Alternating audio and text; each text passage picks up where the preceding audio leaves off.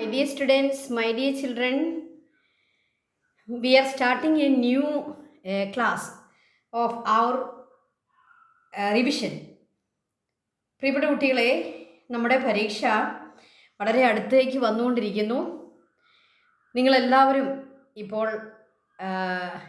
വിവിധ വിഷയങ്ങളുടെ പഠനത്തിലാണെന്ന് ടീച്ചറിനറിയാം.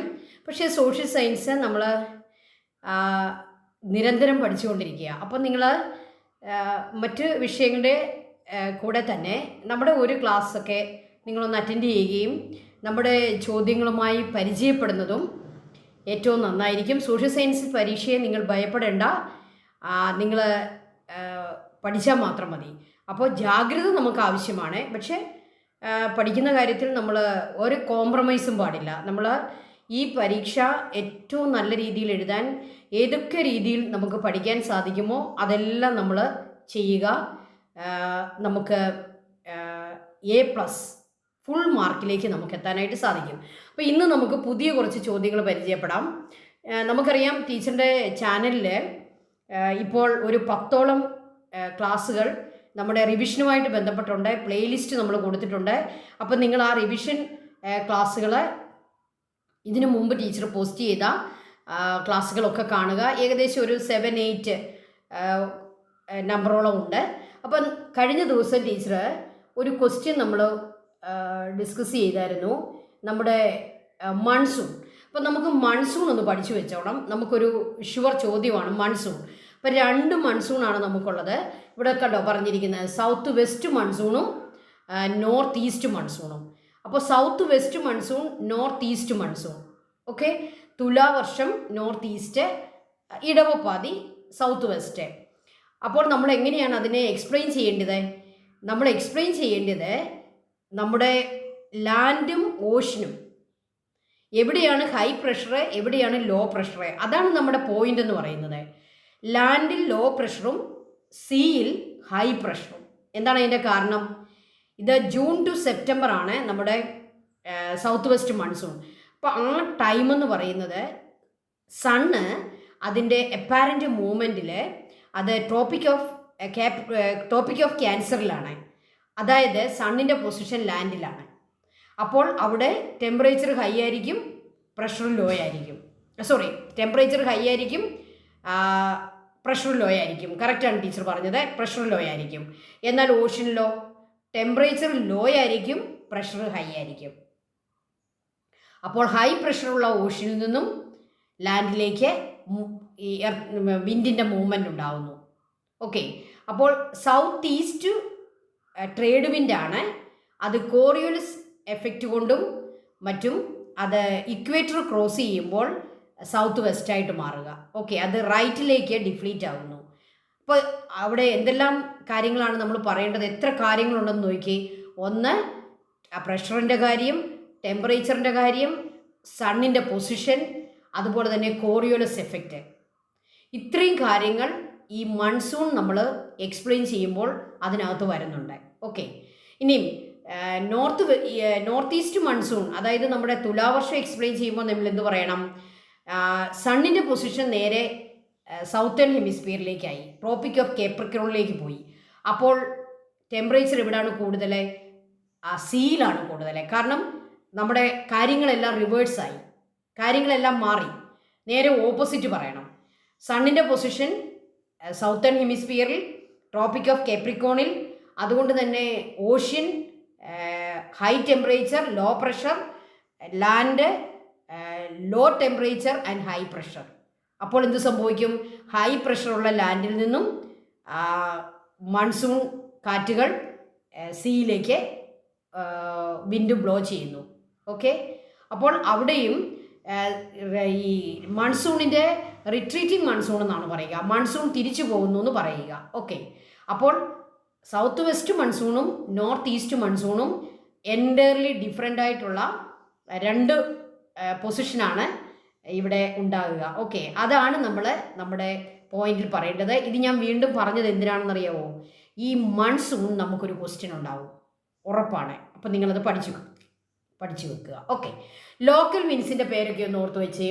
ഇത് നമുക്ക് ഒരു മാച്ച് ദ ഫോളോയിങ് അല്ലെങ്കിൽ ചാർട്ട് കംപ്ലീറ്റ് ചെയ്യുക, അങ്ങനെയുള്ള ക്വസ്റ്റ്യൻസ് ഒക്കെ വരാൻ സാധ്യതയുള്ള ഒന്നാണ് നമ്മുടെ വിൻഡുകൾ, ലോക്കൽ വിൻഡുകൾ. Okay, loo, Chinook, Foehn, Harmattan 4 local വിൻഡാണ് പറയുന്നത്. ഇതിൽ ഇന്ത്യയിലെ ലോക്കൽ വിൻഡാണ് ലൂ. നോർത്ത് ഇന്ത്യൻ പ്ലെയിൻസ് ആണ് ഉണ്ടാകുക, അതൊരു ഹോട്ട് വിൻഡാണ്. Okay, Chinook, slopes of Rocky mountain in North America. North അമേരിക്കയിലാണ് ചിനുക്ക്. അപ്പോൾ ആ കോണ്ടിനെൻ്റ് ഓർത്ത് വെച്ചോളാം, നോർത്ത് അമേരിക്ക. ഡ്രൈ ഹോട്ട് വിൻഡാണ് Chinook. Foehn, slopes of Alps mountain in Europe. യൂറോപ്പിലെ ആൽപ്സ് മൗണ്ടൻ്റെ പ്രദേശങ്ങളിലൊക്കെ കാണുന്നതാണ് ഫൊൻ. അതിൻ്റെ പ്രത്യേകത എന്താണ്? അതും ഡ്രൈ ഹോട്ട് വിൻഡാണ്. ഹർമാറ്റൺ, അത് സഹാറ ഡെസേർട്ടിലാണ് കാണപ്പെടുക. അത് relief to intense heat. Harmattan, doctor Harmattan എന്നൊക്കെ അതിനെ പറയാറുണ്ട്. കാരണം എന്താണ്?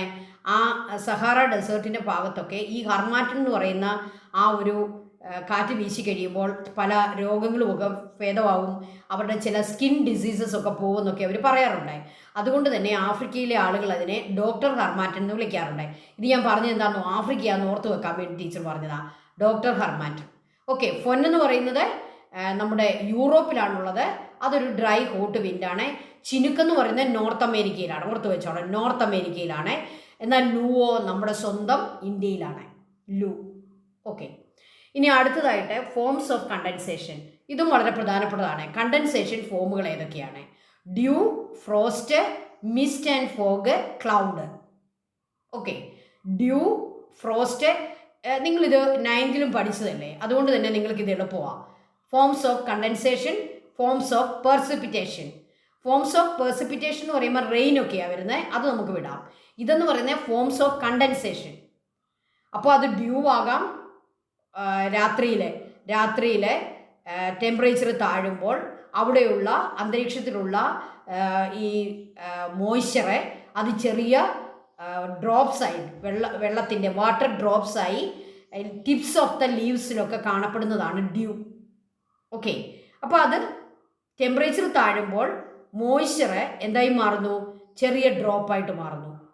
Okay, during the night as the earth's surface cools down, the atmosphere close to the earth's surface also cools. The water vapor condenses to form tiny drops of water which may cling into the grass tips, leaves, blades as well as other cold surfaces. അതാണ് due. The frost എന്താണ്? Whenever the atmospheric temperature falls below 0 degrees Celsius, especially in cold countries, during night, tiny crystals of ice are formed instead of dew. അപ്പം called കൺട്രീസിലൊക്കെ ഈ due ഡ്രോപ്പായിട്ടിരിക്കത്തില്ല. അവിടെ temperature കുറച്ചുകൂടി law ആകുന്നത് കൊണ്ട്, 0 ഡിഗ്രിയിലും law ആകുന്നത് കൊണ്ട് ഈ ചെറിയ വെള്ളത്തുള്ളി ഡ്യൂവിന് പകരം അതെന്തായി മാറുന്നു? ചെറിയ ക്രിസ്റ്റലായിട്ട് മാറും, ഐസ് ക്രിസ്റ്റൽസ് ആയി മാറും. അതാണ് ഫ്രോസ്റ്റ്. ഓക്കെ, ഇനി മിസ്റ്റും ഫോഗും എന്താണെന്ന് നോക്കിയേ. Fog or mist is formed as A result of the condensation of water vapour around tiny dust particles in the lower atmosphere. അതായത് ചെറിയൊരു മൂടൽമഞ്ഞിനാണ് പറയുന്നത് ഈ മിസ്റ്റ്. ഞാൻ വീണ്ടും പറയുന്നത് എന്തിനാണെന്നോ, ഇതൊക്കെ ഓർത്ത് വെക്കാനാണ്. അപ്പം നമ്മുടെ ടെമ്പറേച്ചർ കൂളാവുമ്പോൾ, പ്രത്യേകിച്ച് നൈറ്റിലൊക്കെ, ഈ അറ്റ്മോസ്ഫിയറിലുള്ള നമ്മുടെ ഡസ്റ്റ് ഉണ്ടല്ലോ, ആ ഡസ്റ്റിലേക്ക് ഇങ്ങനെ ഉണ്ടാകുന്ന ടൈനി ഡ്രോപ്സ് മോയ്സ്ചർ ഡ്രോപ്സ് ആയി മാറും. ആ ടൈനി ഡ്രോപ്സ് എവിടെ പറ്റിയിരിക്കും? ഈ പറയുന്ന ഈ ഡസ്റ്റിൽ പറ്റിയിരിക്കും. ഡസ്റ്റിലൊക്കെ ഇങ്ങനെ ചെറിയ ടൈനി ഡ്രോപ്സ് ഇരിക്കും. ഇതിനെയാണ് നമ്മൾ മിസ്റ്റ് അല്ലെങ്കിൽ ഫോഗ് എന്ന് പറയുക. ഓക്കെ, ഇനി ക്ലൗഡ് അതിനേക്കാൾ വലിയൊരു രൂപമാണ്. Clouds are formed as A result of condensation around the tiny dust particles in the atmosphere. അപ്പോൾ ഈ ഫോഗിൻ്റെയും മിസ്റ്റിൻ്റെയും ഒക്കെ ഒരു വലിയ രൂപമാണ് ക്ലൗഡ്.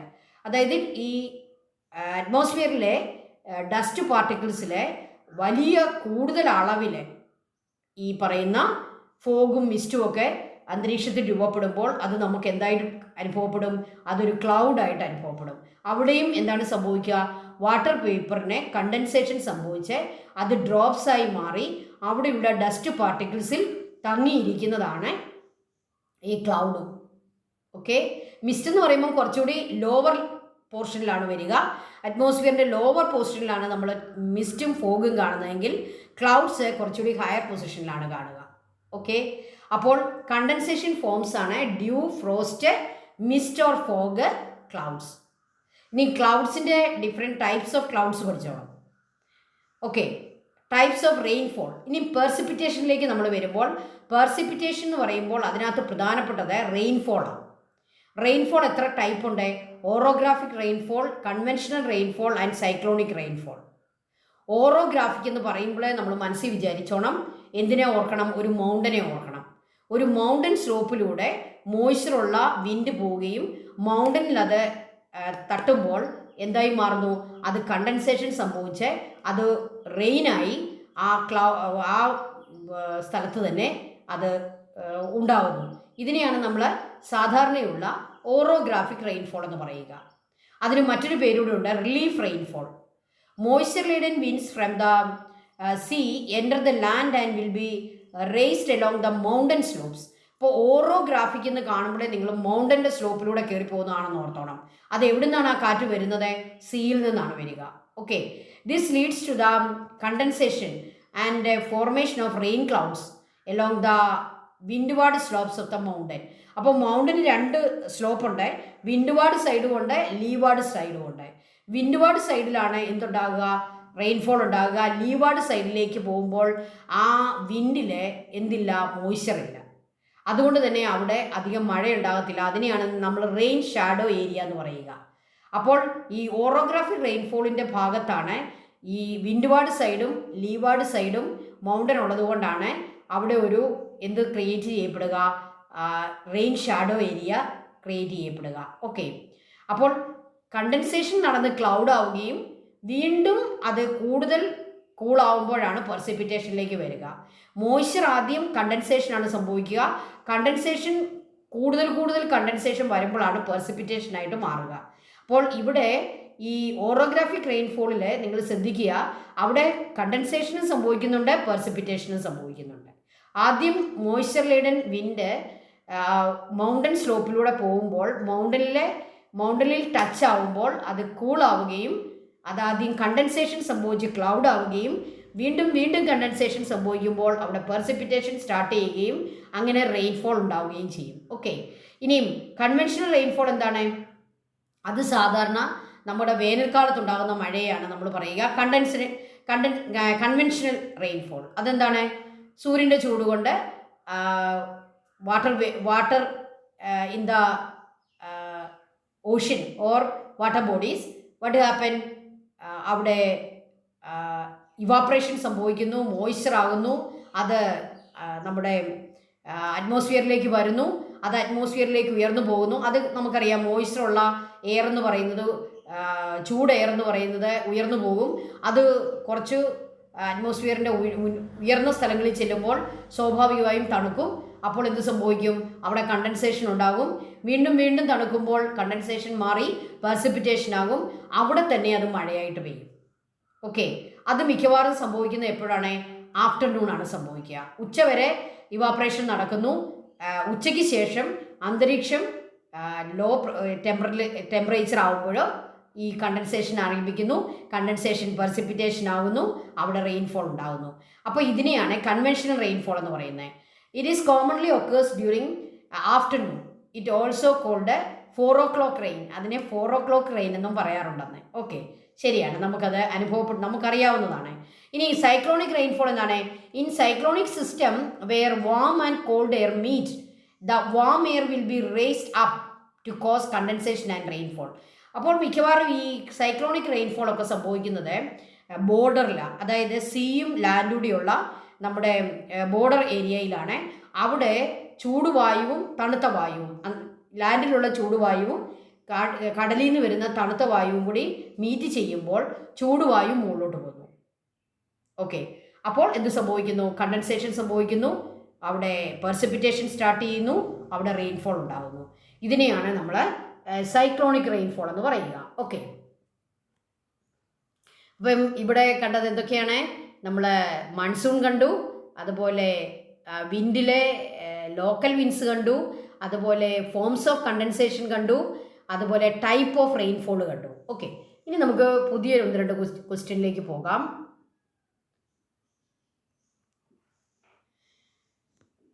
നമുക്ക് ഒബ്ജക്റ്റീവ്സ് ഓഫ് നാഷണൽ, ഇനി നമുക്ക് ബാങ്കിങ് സിസ്റ്റം, ആ ചാപ്റ്ററിൽ നിന്ന് നമുക്കൊരു ക്വസ്റ്റ്യൻ എടുക്കാം. Objectives of bank nationalisation. Bank nationalisation സംഭവിച്ചത് നമ്മുടെ ചാപ്റ്ററിൽ പഠിച്ചതാണ്. ബാങ്ക് നാഷണലൈസേഷൻ ഏകദേശം ഒരു 19 ബാങ്കുകളോളം നാഷണലൈസ് ചെയ്തു അല്ലേ. ആ ബാങ്ക് നാഷണലൈസേഷൻ്റെ ഒബ്ജക്റ്റീവ്സ് എന്തൊക്കെയായിരുന്നു? ഗവൺമെൻറ് പ്രൈവറ്റ് ബാങ്കുകളെ സീസ് ചെയ്തു, പിടിച്ചെടുത്ത് പബ്ലിക്കാക്കി മാറ്റി. അതാണല്ലോ നാഷണലൈസേഷൻ ഓഫ് ബാങ്ക് എന്ന് പറയുന്നത്. അതിൻ്റെ ഒബ്ജക്റ്റീവ്സ് എന്തായിരുന്നു? പ്രൈവറ്റ് ബാങ്കുകളുടെ ഓണേഴ്സിനെ ചതിക്കുക, അവരെ ചീറ്റ് ചെയ്യുക, അവരുടെ ആസ്തികൾ പിടിച്ചെടുക്കുക, അവരെ ഇല്ലാതാക്കുക, അതായിരുന്നു ഉദ്ദേശം. അല്ല, ഗവൺമെൻറ്റിന് വളരെ പോസിറ്റീവായിട്ടുള്ള നല്ല ചില ഉദ്ദേശങ്ങളുണ്ടായിരുന്നു പ്രൈവറ്റ് ബാങ്കിനെ പിടിച്ചെടുത്ത് പബ്ലിക് ബാങ്കാക്കി മാറ്റുന്നതിന്. അതെന്തൊക്കെയാണ്? To expand banking facilities in rural areas. ഇപ്പോൾ പ്രൈവറ്റ് ബാങ്കുകളെ കൂടുതലും നമ്മൾ കാണുന്നത് സിറ്റി സെൻറ്റേർഡാണ്. എന്നാൽ റൂറൽ പ്രദേശത്തെ ആളുകൾക്ക് ബാങ്കില്ല. അപ്പോൾ പ്രൈവറ്റ് ബാങ്കുകളോട് റൂറൽ പ്രദേശത്തേക്ക് മാറാൻ പറഞ്ഞാൽ അതിൻ്റെ ഓണേഴ്സ് അതിന് തയ്യാറാകത്തില്ല. കാരണം അവർക്ക് ബിസിനസ് കൂടുതൽ കിട്ടുന്നത് സിറ്റിയിലാണ്. അതുകൊണ്ട് ഗവൺമെൻറ് എന്ത് ചെയ്തു? ആ ബാങ്കുകൾ പിടിച്ചെടുത്തിട്ട് റൂറൽ ഏരിയാസിലേക്ക് അതിനെ മാറ്റി. അപ്പോൾ to expand banking facilities in rural areas, to provide credit to farmers at lower rate. അതുപോലെ തന്നെ നമുക്കറിയാം പ്രൈവറ്റ് ബാങ്കുകൾ അവരുടെ ഇൻട്രസ്റ്റ് റേറ്റ് തീരുമാനിക്കുന്നത് പ്രോഫിറ്റ് മോട്ടീവാണ്. എന്നാൽ ഗവൺമെൻറ്റിന് എന്ത് വേണം? ഫാർമേഴ്സിനെ സഹായിക്കണം. ഫാർമേഴ്സിനെ സഹായിക്കണമെങ്കിൽ റേറ്റ് കുറയ്ക്കണം, ഇൻട്രസ്റ്റ് റേറ്റ് കുറയ്ക്കണം. അപ്പോൾ ലോ ഇൻട്രസ്റ്റ് റേറ്റിൽ ഫാർമേഴ്സിനൂടെ അഫോർഡബിൾ ആയിട്ടുള്ള രീതിയിൽ ബാങ്കിങ് ഫെസിലിറ്റീസ് പ്രൊവൈഡ് ചെയ്യുക. അതിന് ഗവൺമെൻറ്റിന് വേറെ മാർഗ്ഗമില്ലായിരുന്നു. പിള്ളേരെ നിങ്ങൾ മനസ്സിലാക്കണം, നമ്മുടെ ഗവൺമെൻറ്റിൻ്റെ ആദ്യ കാലഘട്ടത്തിൽ നമുക്ക് ട്രഷറിയിൽ കാശില്ല. അപ്പോൾ പുതിയ ബാങ്കുകൾ സ്റ്റാർട്ട് ചെയ്യാനൊന്നുമുള്ള ആസ്തി നമുക്കില്ല, നമുക്കതിനുള്ള ക്രെഡിറ്റ് ഇല്ല, അല്ലെങ്കിൽ കപ്പാസിറ്റി ഇല്ല. അപ്പോൾ എന്ത് ചെയ്തു? പ്രൈവറ്റ് ബാങ്കുകൾ, നല്ല ആസ്തിയുള്ള ബാങ്കുകളുണ്ടായിരുന്നു, അതിനെ അങ്ങ് പിടിച്ചെടുത്തു ഗവൺമെൻറ്റിന് അതിനുള്ള എല്ലാ പവറും ഉണ്ട്. അവർ പിടിച്ചെടുത്തിട്ട് എന്ത് ചെയ്തു? ആ ബാങ്കുകളെ റൂറൽ ഏരിയാസിലേക്ക് വെച്ചു, അവരുടെ ഇൻട്രസ്റ്റ് റേറ്റ് കുറച്ചു, എന്നിട്ട് ഫാർമേഴ്സിനെ അഫോർഡബിൾ ആയിട്ടുള്ള റേറ്റിലേക്ക് അവർ കൂടി കിട്ടത്തക്ക രീതിയിലേക്ക് അതിനെ മാറ്റി. Okay. To ensure equitable distribution of ക്രെഡിറ്റിനെ ഈക്വലായിട്ട് സിറ്റി, അതുപോലെ റൂറൽ അർബൻ ഏരിയ എന്നുള്ള വ്യത്യാസമില്ലാതെ ക്രെഡിറ്റ്, ലോൺ ഫെസിലിറ്റി എല്ലായിടത്തും ആക്കുക എന്നുള്ളതായിരുന്നു മറ്റൊരു ഉദ്ദേശം. അതുപോലെ തന്നെ to prevent the concentration of economic power in a few people.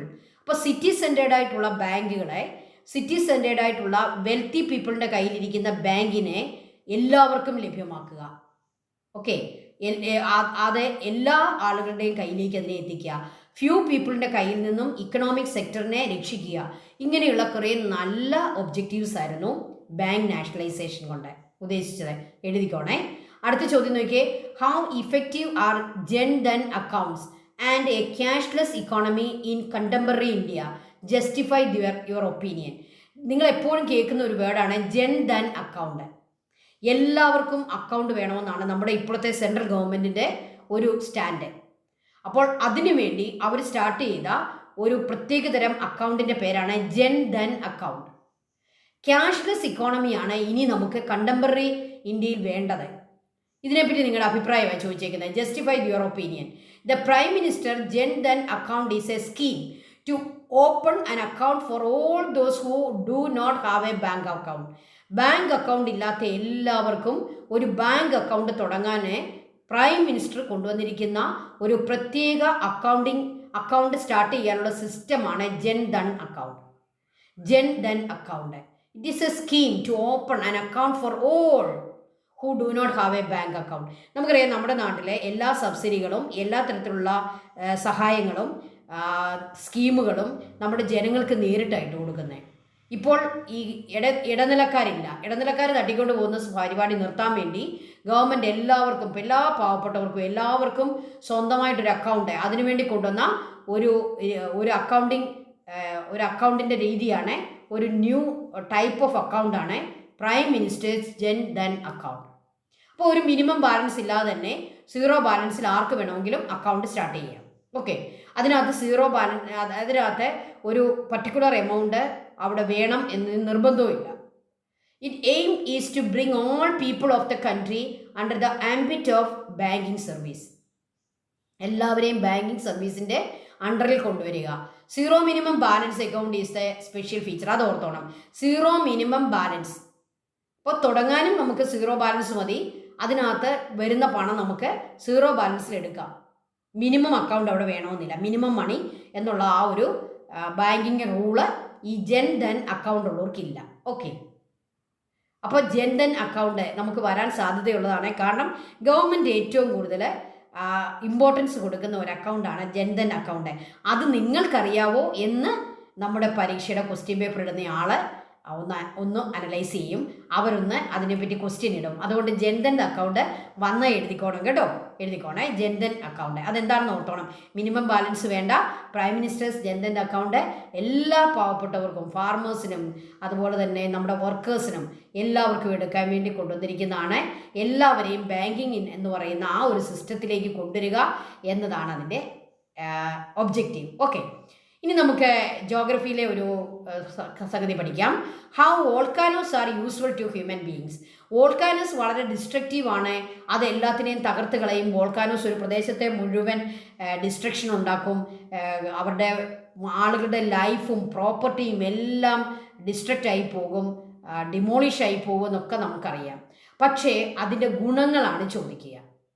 How this volcanoes are useful to human beings. അപ്പം നിങ്ങൾ എന്തൊക്കെ ഓർക്കണം? വോൾക്കാനിക് ആഷിനെ കുറിച്ച് ഓർക്കണം. വോൾക്കാനോസ് പുറത്തു വന്ന ആ ലാവ പൊടിഞ്ഞുണ്ടാകുന്ന ഫെർട്ടിലിറ്റി ഉള്ള മണ്ണിനെ പറ്റി ഓർക്കണം. അതിൽ നിന്നുണ്ടാകുന്ന ഗീസേഴ്സിനെ പറ്റി ഓർക്കണം. അപ്പം നിങ്ങൾക്ക് പോയിന്റ് കിട്ടി. നോക്കിക്കേ, മില്യൺസ് ഓഫ് ടൂറിസ്റ്റിനെ ആകർഷിക്കുന്ന ഗീസേഴ്സ് ഉണ്ട്, ഹോട്ട് സ്പ്രിങ്സ് ഉണ്ട്. ഓക്കെ, ജോഗ്രാഫിക്കൽ ഫോർമേഷൻ, ഇതൊരു ജോഗ്രാഫിക്കൽ ഫോർമേഷൻ ആയതുകൊണ്ട് തന്നെ അത് കാണാൻ വേണ്ടി ആൾക്കാർ വരും. So it attract a lot of people, millions of people. അപ്പോൾ അതൊരു ടൂറിസ്റ്റ് പ്ലേസായി മാറും. Okay, the geothermal energy released from volcanic region is converted in to electricity. That is another thing. Fertile soil, another thing. Fertility of the soil. Volcanic ash is used as fertiliser. അതും എഴുതിക്കോണം. Volcanic ash, volcano ഉണ്ടായിക്കഴിഞ്ഞാൽ അതിൽ നിന്നും പുറത്തേക്ക് കുറച്ച് നാളത്തേക്ക് ash വരും. It is used as a fertiliser. And the lava soil, it is very fertile. Okay, geothermal energy, അതിനകത്തുനിന്ന് ഇലക്ട്രിസിറ്റി ഉണ്ടാക്കാം അതിൽ നിന്ന് വരുന്ന ആ എനർജി കൊണ്ട്. Name the giant destructive waves. How are they formed? Giant destructive waves എന്ന് പറയുമ്പോൾ അതെന്ത് വേവാണ്? കടൽ തറയിൽ സിവിയർ ആയിട്ടുള്ള എർത്ത് ക്വേക്ക് ഉണ്ടാകുമ്പോൾ ഉണ്ടാകുന്ന ജൈജാൻറ്റിക് ആയിട്ടുള്ള വലിയ ജൈജാൻറ്റിക് വേവ്സ്, അതിനെ നമ്മൾ സുനാമി എന്ന് പറയും അല്ലേ? സുനാമി ഒരു ജാപ്പനീസ് വേർഡാണ്. സുനാമി തുറമുഖത്തെത്തുന്ന തിരമാല എന്നാണ്. ഓക്കെ, തുറമുഖത്ത് വരുന്ന തിരമാലകൾ എന്നാണ് അതിൻ്റെ അർത്ഥം. Severe earthquakes that occur on the ocean floor cause giant waves which can raise up several meters. These giant waves are called tsunamis. The impact of volcanic eruption on the ocean floor. അതും ആകാം. Volcanic eruption on the ocean floor നമ്മൾ കാണുന്നില്ലെന്നേ ഉള്ളൂ. Ocean ഫ്ലോറിൽ എർത്തിക്വേക്ക് ഉണ്ടാകാം, volcanic eruption ഉണ്ടാകാം. അപ്പോൾ ഉണ്ടാകുന്ന ആ ഒരു എനർജി കൊണ്ടുണ്ടാകുന്ന gigantic waves, these സുനാമീസ്. It fall and it is a coastal areas. Coastal areas are the mainly bear of burned of tsunamis. അപ്പോൾ ഇതിൻ്റെ speed 800 km/h. 800. Okay. Which type of weathering are caused by each of the following factors? Explain how. നോക്കിക്കേ, weathering. എത്ര type weathering ഉണ്ട്? Physical weathering, chemical weathering and biological weathering. Physical weathering നിങ്ങൾ ഓർത്ത് വെച്ചോണം. Temperature, അപ്പോൾ രാത്രിയിലും പകലും മാറി മാറി ടെമ്പറേച്ചർ ഹൈ ആകുന്നു, കൂളാകുന്നു, ടെമ്പറേച്ചർ ഹൈ ആകുന്നു, കൂളാകുന്നു. അപ്പോൾ റോക്സ് എക്സ്പാൻഡ് ചെയ്യുകയും കൺട്രാക്ട് ചെയ്യുകയും ചെയ്തുകൊണ്ടിരിക്കും അല്ലേ? അത് വികസിക്കുകയും ചുരുങ്ങുകയും ചെയ്തുകൊണ്ടിരിക്കും. ഇങ്ങനെ പല പ്രാവശ്യം സംഭവിക്കുമ്പോൾ എന്ത് സംഭവിക്കും? അത് ചെറുതായിട്ട് അത് പൊടിയാൻ തുടങ്ങും. ചെറിയ ചെറിയ സ്മോൾ പാർട്ടിക്കിൾസ് ആകും. ഇതിനെയാണ് നമ്മൾ ഫിസിക്കൽ വെതറിങ് എന്ന് പറയുക. അപ്പോൾ അവിടെ ടെമ്പറേച്ചറിൻ്റെ ഇൻക്രീസും ഡിക്രീസുമാണ് അവിടെ സംഭവിക്കുക. Okay, due to temperature exchange rock minerals expand and contract. In addition, when water gets trapped into the cracks of the rocks and freeze into ice, it expands. അങ്ങനെ സംഭവിക്കുമ്പോൾ ഉണ്ടാകുന്ന ചെറിയ ടൈനി പാർട്ടിക്കിൾസായി റോക്ക് ഡിസിൻറ്റഗ്രേറ്റ് ആകുന്നു. The rock disintegrate to tiny particles. This is called physical weathering. Then chemical weathering എന്താണ്? മഴയൊക്കെ പെയ്യുമ്പോൾ അല്ലെങ്കിൽ അന്തരീക്ഷത്തിലെ ഓക്സിജനും കാർബൺ ഡൈ ഓക്സൈഡും അങ്ങനെയുള്ള ഗ്യാസസ് ഒക്കെ കൂടുമ്പോൾ അത് മഴവെള്ളത്തിൽ ലയിച്ച് റോക്കിലേക്ക് വരികയും അങ്ങനെ ആ മഴവെള്ളം അസിഡിക്കായി മാറുകയും ചെയ്യുന്നു. അത് റോക്കിലേക്ക് വന്ന് റോക്കിൻ്റെ ചെറിയ ഹോൾസിലൊക്കെ കിടന്ന് അത് റോക്കിനെ കെമിക്കൽ റിയാക്ഷൻ ഉണ്ടാക്കുന്നു. Chemical reaction. അപ്പോൾ അവിടെ ആരാണ് സംഭവിക്കുക? Oxygen, carbon dioxide, water and other substances engage in chemical reaction with the materials in the rocks. Rock എന്ന് പറയുന്നത് കുറേ മിനറൽസിൻ്റെ ഒരു കോമ്പിനേഷനാണ് അല്ലേ? റോക്കിനകത്തുള്ളത് മിനറൽസാണ്. ഈ മിനറൽസുമായി ഈ അസിഡിക് ആയിട്ടുള്ള വാട്ടർ കെമിക്കൽ റിയാക്ഷൻ ഉണ്ടാക്കുന്നു. അങ്ങനെ അത് ചെറുതായിട്ട് എന്ത് സംഭവിക്കുന്നു? അത് ചെറിയ ടൈനി പാർട്ടിക്കിൾസ് ആയിട്ട് അത് ഡിസിൻറ്റഗ്രേറ്റ് ആയി പോകുന്നു. ഇതിനെയാണ് നമ്മൾ കെമിക്കൽ വെതറിങ് എന്ന് പറയുക. ബയോളജിക്കൽ വെതറിങ്ങിലാണ് ആരാണ് പ്രവർത്തിക്കുക? Root of the trees and animals and birds and other human beings. Okay, ആ ബയോളജിക്കലി വരുന്ന വെതറിങ് ആണ്. അവരുടെ ആക്ഷൻ കൊണ്ടുണ്ടാകുന്നതാണ് ഈ ബയോളജിക്കൽ വെതറിങ് എന്ന് പറയുക.